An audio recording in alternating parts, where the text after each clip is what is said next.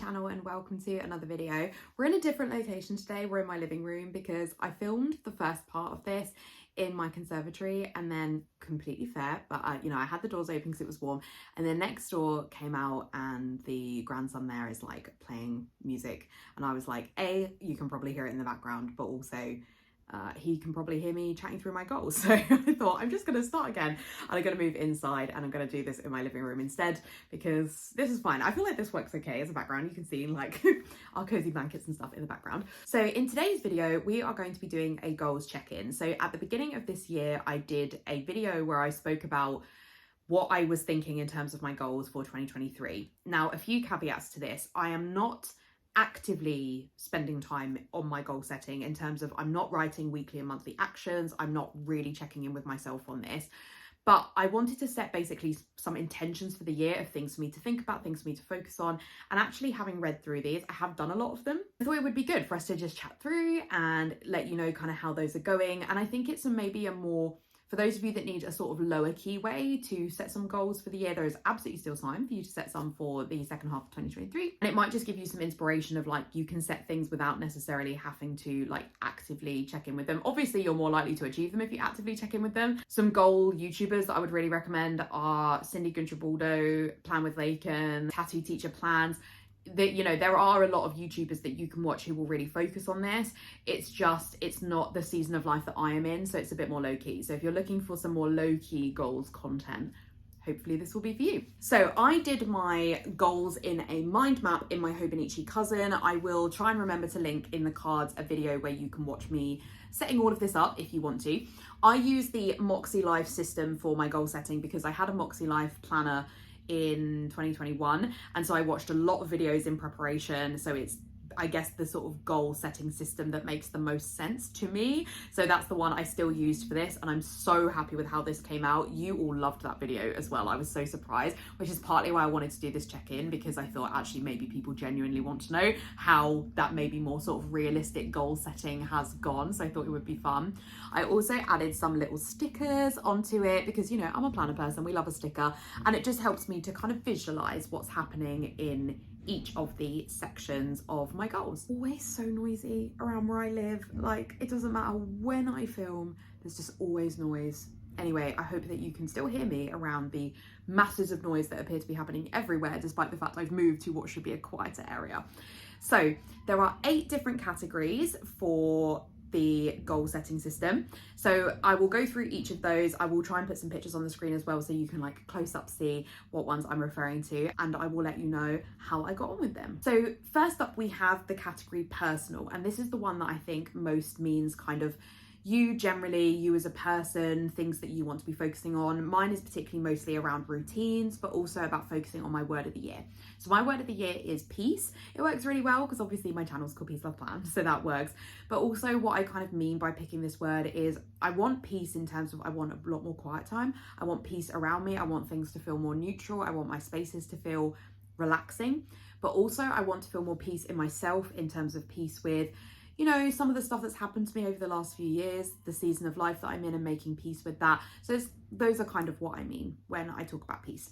So the first of my personal goals is around having quiet time. And then the sort of individual parts of this are: 1, phone on do not disturb from 9 p.m, which I feel I have done okay with. I do have screen time like automatically go on, like my phone will go into do not disturb at 9 p.m. So it shows me a different screen from 9 where I shut down a lot of messaging apps and stuff. Sometimes I do override those, so that is a downside, but in the main I think it means I'm less likely to check out some content, scrolling on social media and stuff, but it's not perfect, and I think there is more that I could do with that. The next one I've written is relaxing as a plan, and I think it leads into another one where I've written more evenings at home. I am somebody who will overfill my time in order to feel like I'm being productive, and I want to sort of, make time for relaxing. I feel like I've done this better this year than I have in the last few years, so that's great. More work I can do on this, but I do think I have made some progress there. I've taken more time to read, lie on the sofa, have a bit more chill. And I've also been a bit more conscious about when looking at my week, being like, I cannot be out every evening. So trying to balance my social calendar. And then the last one that I've put in this area is about having a bedtime routine, particularly around, you know, stopping my phone at 9, going upstairs, reading before bed. I have absolutely not nailed this, and it's actually one of my goals for therapy. So I will try and work a little bit more on this, because I think it would make a big difference to my life, but it's just something I'm finding really hard to do, to create that like relaxing atmosphere for sleep. The other personal category I had was around social media, because I don't feel that I could put it under work, but I have my own work categories, so I feel it works here. So 2 of them are around growth. So it's about growth of my Instagram and growth of my YouTubes. I have not put any numbers on this because as somebody who doesn't invest like my full time in my social media, I don't feel that I'm in control of the numbers. You know, there are so many other factors. I'm not chasing the constant viral things that would see growth in my channel. So I am happy with the fact that I've even got a few more Instagram subscribers. Instagram is so hard to grow on if you are not making reels or you're not making viral content. Now it's our friggin' washing machine that's making that noise. I'm so sorry if you can hear the banging. We had our washing machine repaired the other day, and it now, I think it must have been pulled out a bit, and it makes so much noise when it's on, so I apologize. But yeah, I am really happy with the fact that even a few more people have subscribed to me on Instagram. So thank you if you're one of those people, but I'm not putting too much pressure on myself to grow that. I am much more happy with the growth of YouTube though. So I did used to have 2 YouTube channels, a planning one and a reading one. I had the reading one for about 8 months, and then I made the decision to get rid of it and to bring it back into my planning content. It has meant I'm a lot more consistent, and one of the other categories here is about consistent routines for social media. I am so much more consistent with my YouTube posting. I've been posting 3 times a week for a number of months. I have only missed 1 upload in that time, and I'm absolutely fine with the fact I missed that upload. It was actually on Monday in the week I'm in now, because I feel like I'm able to let myself off, not putting too much pressure on myself to post consistently. But the consistent posting has seen a growth in my channel, and also I think people are just enjoying the more authentic content from me. Planning people have been absolutely fine with my reading content moving over here. It doesn't get as many views a lot of the time as my planning stuff, but that's fine. That's not why I post it. I post it just because I enjoy posting it, and that's been really nice, and it's just helped me honestly with being able to swap videos around and getting stuff up on scheduled days. I think it's been really good. I'm really happy with that. I'm about 20 subscribers away now, I think, from hitting 1,000 subscribers on my planning YouTube, which is obviously a massive goal, because up until like 2 days ago, YouTube's rules were that you had to hit 1,000 subscribers to be monetized. And not that I will ever make a lot of money from YouTube, but you know, it's still a milestone to hit 1,000 subscribers.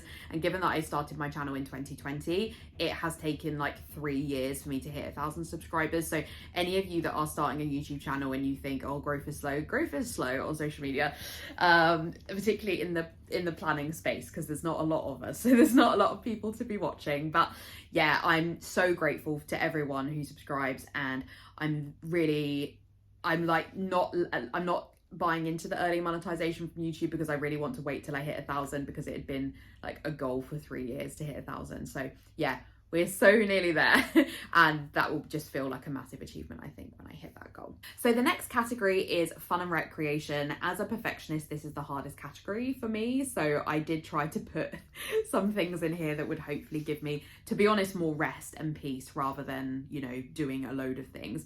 So for holidays, I had 2 in here. So I had book a holiday abroad. So we went on a cruise in May, and I still haven't got that video up. It's such a big edit. So it will come at some point where I talk more about the holiday. But yeah, we did do that, and we are going to be going on another holiday at some point later in the year to Italy as well. Stuart and I, well, more me than him, but I really wanted us to be able to do a couple of holidays that were like things we really wanted to do before we enter the next season of our life at whatever point that happens. And for me, it was this cruise around the Norwegian fjords, and for Stuart, it's going to Italy. So we will have achieved both of those things, which is really nice. And yeah, we had an amazing time on the cruise. It was really nice to like spend time together, not on social media, etc. Really good. And yeah, and then we have also decided where we're going for our honeymoon, which is very excited. It's totally different to what I thought we were going to do, but yeah, really excited. We haven't booked anything yet though, so I'm not going to say what it is in case we change our minds, but yeah, really excited about that. So I'm glad that we are focusing a bit more on this. It's just so expensive though, no? We actually had to move our Italy trip because it was just too expensive when we were planning to go. So yeah, it's a lot of money to find when you're also paying for a wedding and you own a house and it's a cost of living crisis and stuff. But yeah, it'll be nice for us to do the couple that we are planning. The next one though we have not nailed, which is book a weekend away. So this is something that I'm really keen that we do, but I think Stuart is potentially a bit less keen. It's not like I don't enjoy being at home, because I do, but I love concentrated time with him that's not at home, because I find it really hard to relax at home. And he'll often be like, do you want to watch something? And I'll be like, I can't settle on that, my brain is too busy. Whereas if we're somewhere else, I'm in a different environment. So we still haven't done this. We might do one in September, but I don't really know. Then the next one for fun and recreation is experiences. So we are very lucky to be bought lots of experience vouchers by friends and family, and like we have a whole basket of them. Like we've been bought so many. So it was to sort of remind us to make sure we book those. We did do a check-in of them a few months ago, and the one that is expiring the soonest is a theatre voucher that I got from my colleagues last year, because they're great. So I got that for my 30th. So we are going to be going to see The Play That Goes Wrong in a couple of weeks. So that's good, because that one I kind of nearly forgot about. And then I had another one that I got from Stuart's parents, and me and my mum used that one earlier in the year to go see 42nd Street, which was amazing.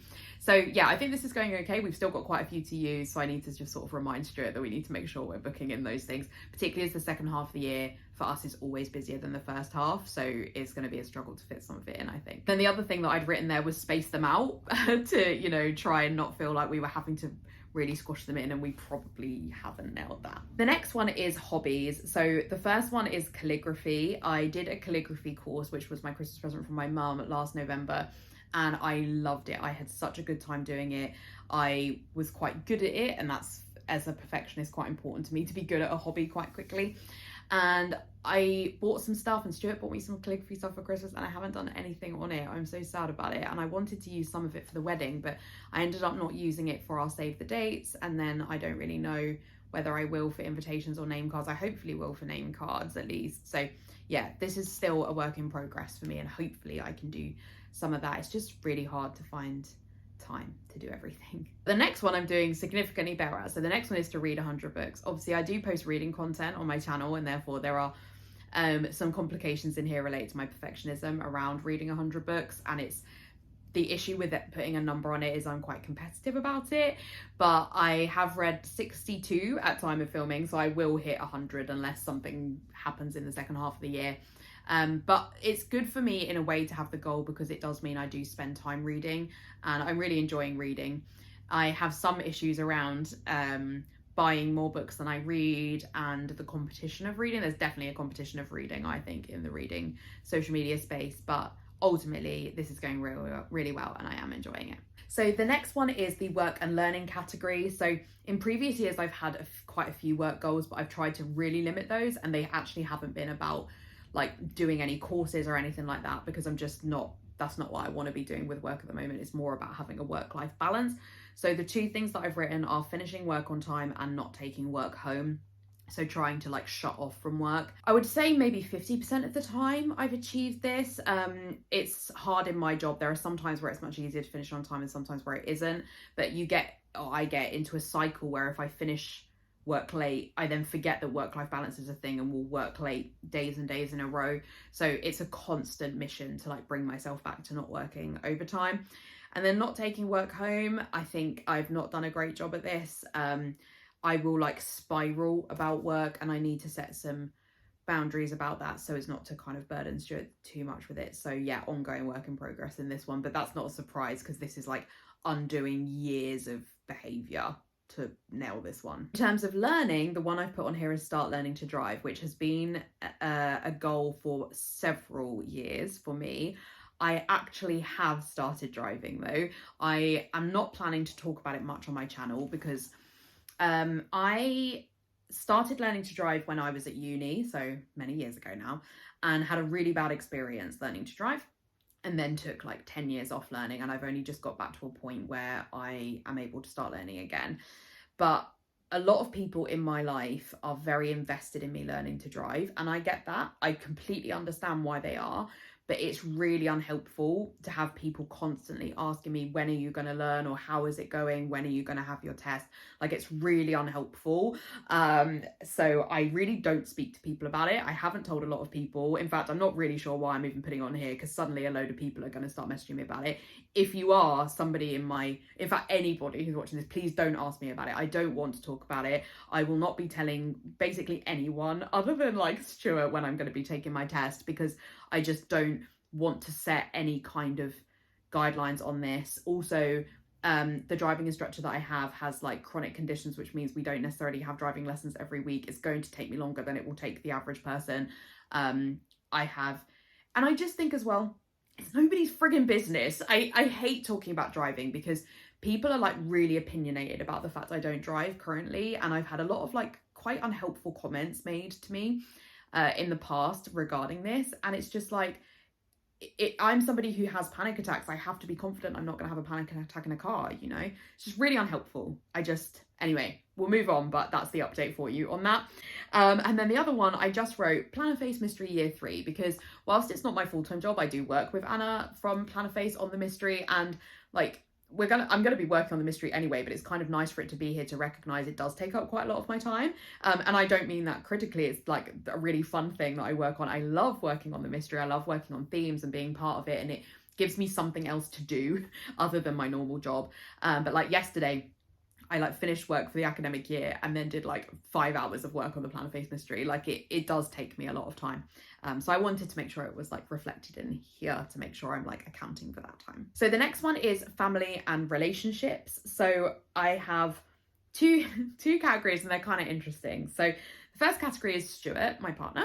So the first one I've written is date nights. We've not nailed this.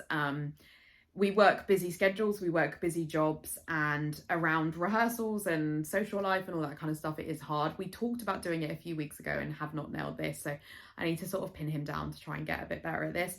And then the other one I put is enjoy wedding planning. So back at the beginning of the year, so Stuart and I have a very long engagement.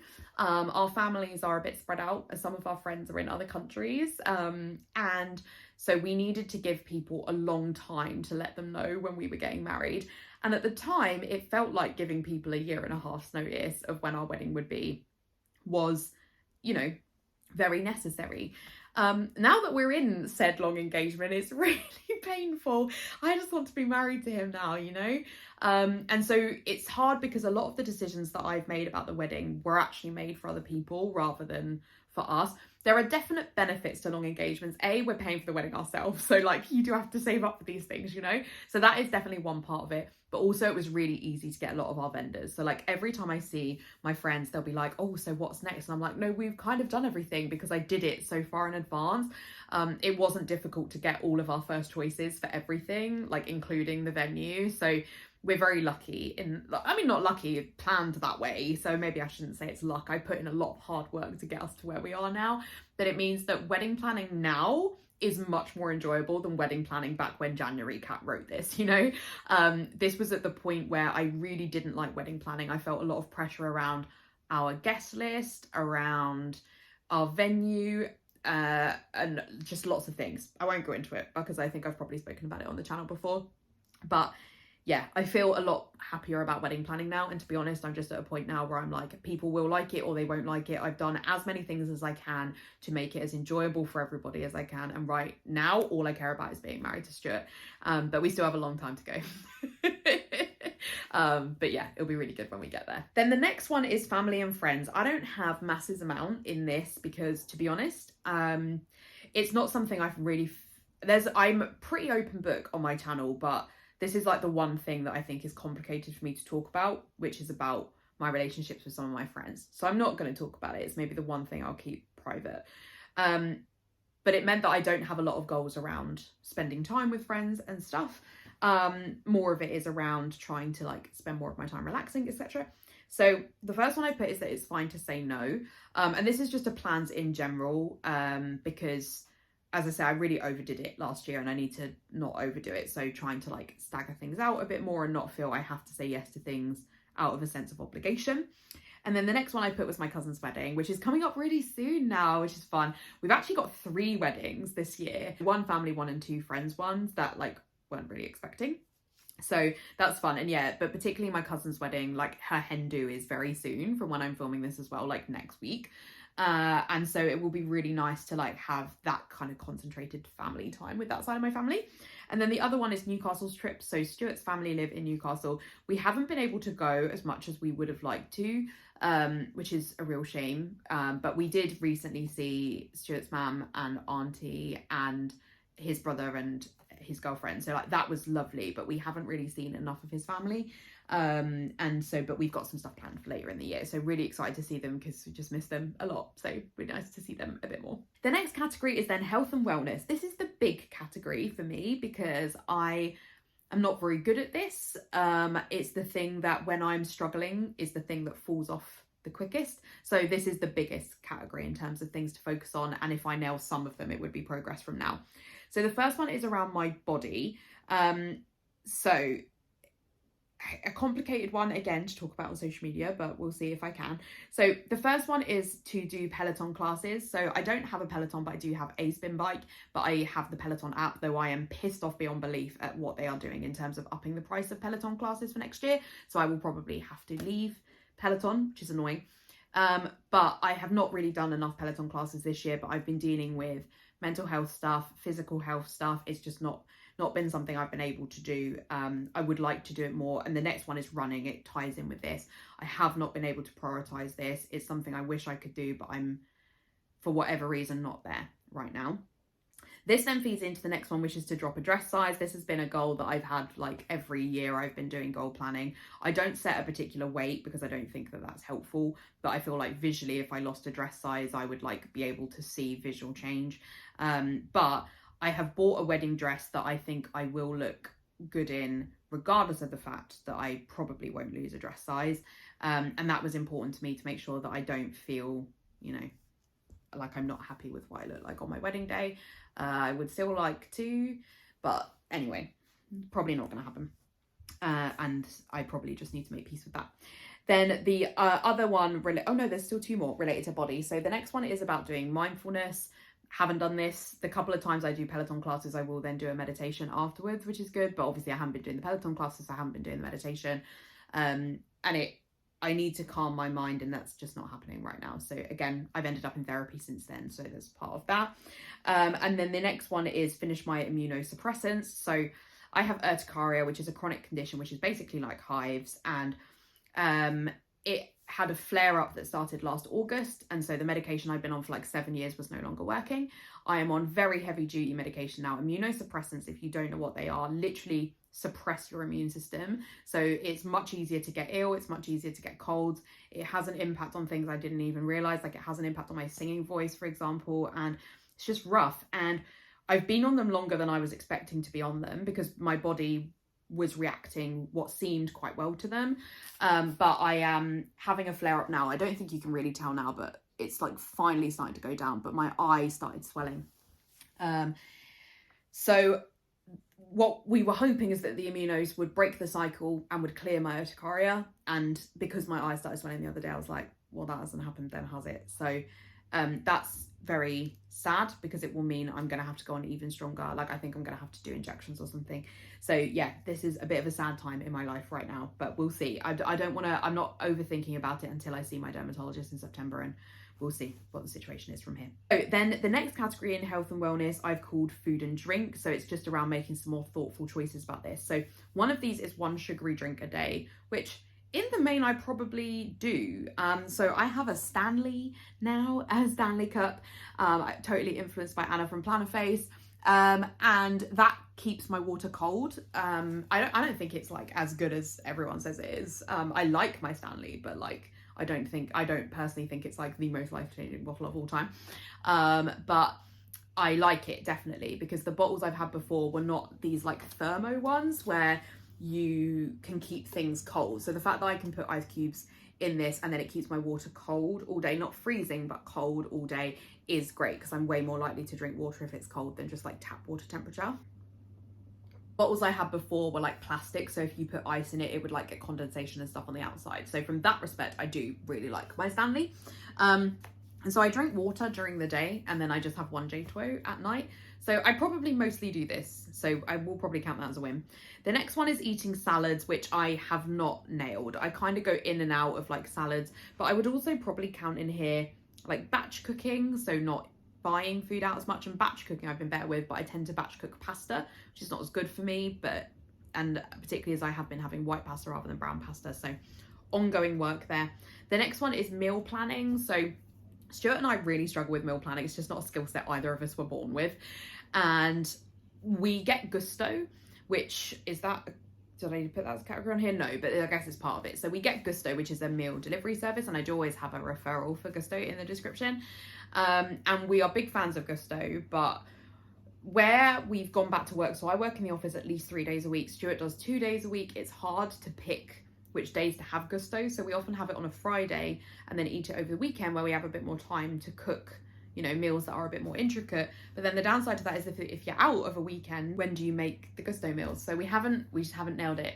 Meal planning is just hard for us because we work in London and commute and stuff, so ongoing work in progress with meal planning. And I think particularly like this week, we didn't have a Gusto box come last week, and we just like didn't have any food to eat, like, so we then end up either ordering food in or eating crap, and yeah, not perfect in that sense. So that's something I want to spend a bit more time prioritizing in the second half of the year. The next one is low calorie snacks, which I've tried to get a little bit more into yogurt and fruit, which I've done a bit of like an okay job with for the last month or so. And then being a bit more conscious about not overloading on snacks, but it depends on the day, depends on the week. Yeah, ongoing. The next category is spiritual and personal growth, which I always find quite difficult because I don't have a religion, I don't have a faith, and I'm not a particularly spiritual person in terms of kind of tarot or anything like that. So I always find this category a bit difficult, but I kind of see it more as like what I put back out into the world, my like karma category, you know? So I have two kind of parts to this, which is internal and external. So external, I put donating each month based on the number of pages I've read, which I have done, and I talk about those in my reading journal videos. So I talk about which charity I'm donating to each month. So that's been going really well. And then I did want to do the Race for Life moonwalk, or well, I've put Race for Life or moonwalk. So Race for Life is a cancer charity run, and then moonwalk is like a specific nighttime walk, and that was the one I thought me and mum would do, but ended up that was when our cruise was, and then Race for Life I haven't been training well enough to do that, but I did do walking 100 miles in May, and that worked really well with the cruise because like we went hiking and stuff. So I raised like £250 for Cancer Research UK doing that. So yeah, I have at least done something in this category. And for internal, this is about my like, you know, internal well-being, I guess. So one of the things I put is yoga. I don't really know why I put that because I don't like yoga. I've tried in the past to do yoga with Adrian, I just don't like it. Some people have recommended Peloton yoga to me, but I just haven't been able to prioritize that, and I'm not entirely mad about it. The next one I've written is using positive language because I have like negative automatic thoughts. And this is something I'm in therapy for. So to be honest, this is part of like, I didn't know I was going to be in therapy when I wrote any of this. And I feel like going to therapy is part of personal growth, you know? So I think we'll count that in there because a lot of it's to do with me like not calling myself a failure and things. And then the next one is journaling. I just don't like journaling. I don't. Part of like why I mentioned that was because I got this hobonichi and I was going to do daily journaling, but I don't enjoy journaling. I don't enjoy reflecting on the negative stuff that's happened in the day. Why would I want that written down? And I'm not a positive enough person to positively journal or to like write positive affirmations and stuff.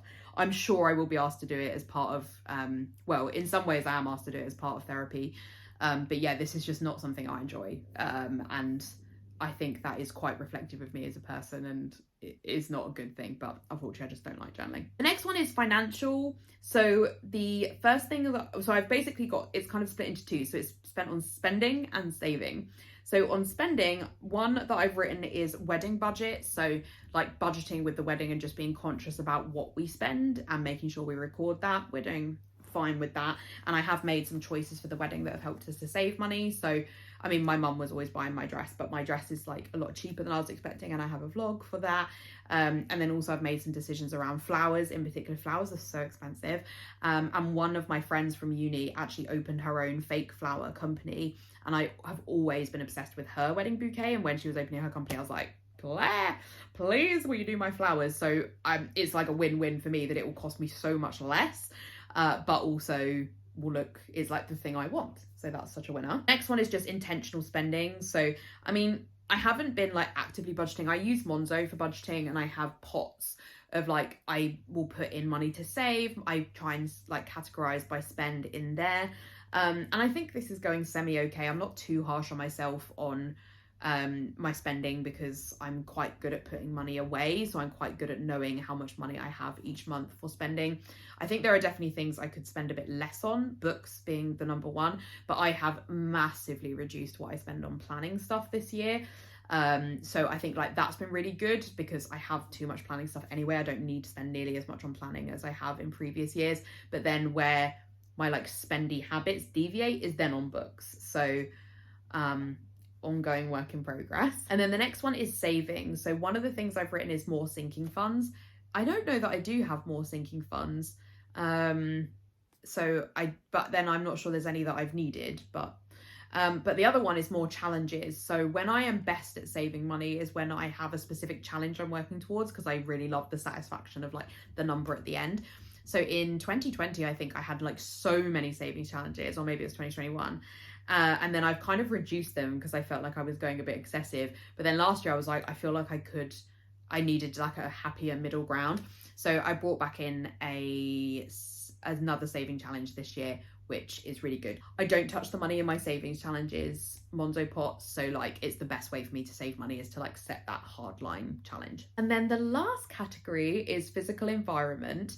This is such an interesting one, because it's the one I think would in many ways have such a big impact on so many of the other areas if it improved. So the first one is about routines. So one of those is to declutter.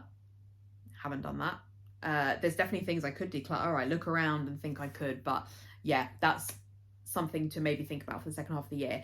The next one is about regular tidying and cleaning. So the nature of my depression means that I find it really hard to stay on top of like regular things like that. But I had a really interesting discussion with my therapist about this, and I'm going to say it because I feel like I've already like helped somebody when speaking about this, is that cleaning is an ongoing thing. You are never going to perfect it. You could clean your entire house from literally top to bottom, and then you would need to start again. It's a cycle. You are not going to get it perfect. So what it is about is getting to a point where, you know, you can be more intentional about keeping regularly on top of it. And especially with me, like the nature of my perfectionism means I will go all in or not do something at all. That's obviously really not sustainable for cleaning. Sorry, our washing machine is like forcing me to shout the rest of this. It's got so noisy. So one of the things that she's introduced is that rather than me like spending like a whole day cleaning and then we're not wanting to do it again for months, is that every weekend Stuart and I will do a cleaning power hour. So we both have to commit to it being the same hour, and we will put a timer on, we put music on, and then we agree sort of what the like key areas are that we want to get done. And that's been so useful for me, because like in particular the living room, I'm not very good at like putting stuff away over the course of the week, but in that intentional time I can very quickly do it and then clean another area, whether that's clean the kitchen or clean the bathroom or put laundry away or whatever. So that's been really good, and we're going to keep doing that. It's just made things a lot more bearable for us. I'm so sorry about how loud that is. I need to speak to Stuart about that washing machine. I'll try to remember. It sounds like an aeroplane taking off, honestly. I don't know whether he like put a new part in and maybe it's like more powerful now or something. So the last thing, and then we can stop filming this and you guys don't have to worry about the washing machine anymore, is about making our house a home. So I have lived with Stuart since the beginning of the pandemic, and I kind of moved in here slowly because of that. And we just want to spend a bit more time, you know, making it feel like it's our house. And so there are some things we've done for that. So one thing that wasn't on here is that we moved my working space into the conservatory, and we have a vlog for that. And that has made such a difference to my well-being. The fact that I have a dedicated space to work, for my books, for my planning stuff, my like little space. It's not little, it's like the biggest room in our house. I love it in there, and I'm so glad that that space is more usable for us now, because it was a space where like we literally just had a table we never sat at and a spare sofa, and we would just never go spend time in there. And it's like that, it's what makes our house a livable size, is having that room. So using it properly is great. And by not having a table in the kitchen, we have been able to put like heated clothes area. We've got a proper space for a proper bin. Like, it's just better. It's so much better. So I love that.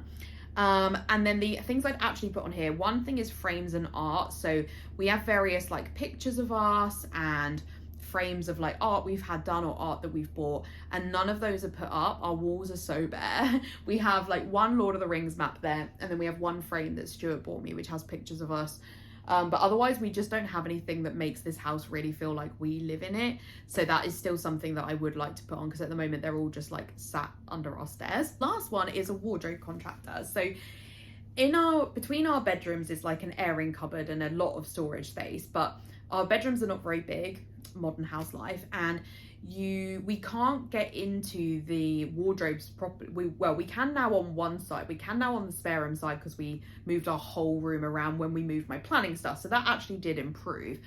But in the bedroom, our bed is in front of the cupboard, and my wardrobe, all of my clothes and stuff are in our spare room rather than in the main bedroom. And so it's just, you know, it's not great. It doesn't work really. And the bed being in front of the door is just not great. So we tried to contact a wardrobe contractor last year who came recommended by people, and he was just a bit of an idiot and let us down, and I was very annoyed about it.